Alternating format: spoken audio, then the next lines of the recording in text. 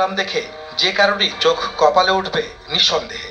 গত 14ই নভেম্বর ঢাকা বিশ্ববিদ্যালয় শাখা ছাত্রদলের 242 সদস্যের কমিটির অনুমোদন দেয় কেন্দ্রীয় ছাত্রদল।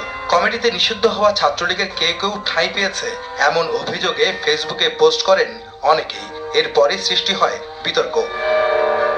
বিএনপির চেয়ারপারসন বেগম জিয়াকে নিয়ে বিরূপ মন্তব্য করে পোস্ট দেয়া একজন ছাত্রীও জায়গা পায় কমিটিতে।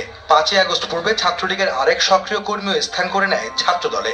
বিভিন্ন সময় আওয়ামী লীগের পক্ষে পোস্ট দেওয়া সমর্থকরাও পদ বাগিয়ে নেন ঢাবি ছাত্রদলের কমিটিতে। এ নিয়ে তদন্ত কমিটি গঠনের পর রোববার সন্ধ্যায় ব্যবস্থা নিয়েছে কেন্দ্রীয় ছাত্রদল। সামাজিক যোগাযোগ মাধ্যমে হয়েছে সত্যতা আছে। কমিটি নিয়ে যদি অবজারভেশন ধরেন মানে অপরিচিত মুখ প্রচুর, সত্যি কথা যেটা।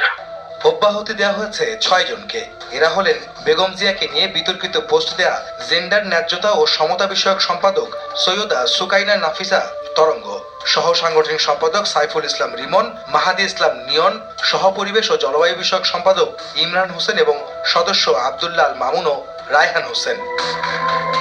তবে জাতীয়তাবাদীর আদর্শের কারণে জেল জুলুম ও গুমের শিকার হওয়া কর্মীদের বিরুদ্ধেও অভিযোগ তোলেন কেউ।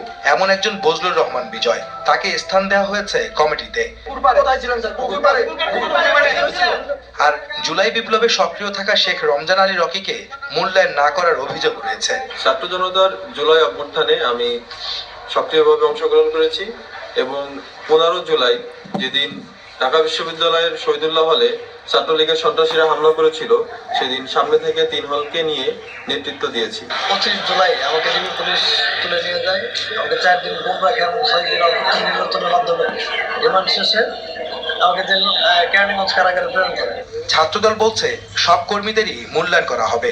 এই ছাত্রলীগের সন্ত্রাসীরা কি করতো, প্রতিটি ছেলেকে তারা এইভাবে জোর জবরদস্তি করে বিশেষ দিনগুলোতে শেখ মুজিবের ছবি জোর জবরদস্তি করে ফেসবুকে দেয়া। তো যে কমিটিটি হয়েছে সেখানে যদি কোনো পরীক্ষিত নেতৃবৃন্দ যারা আন্দোলন সংগ্রামী ছিল তাদের মধ্যে যদি কেউ বাদ পড়ে আমরা তাদেরকে অবশ্যই অন্তর্ভুক্ত করব।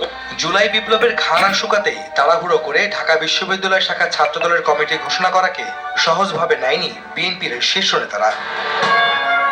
আহমেদ সালেহ।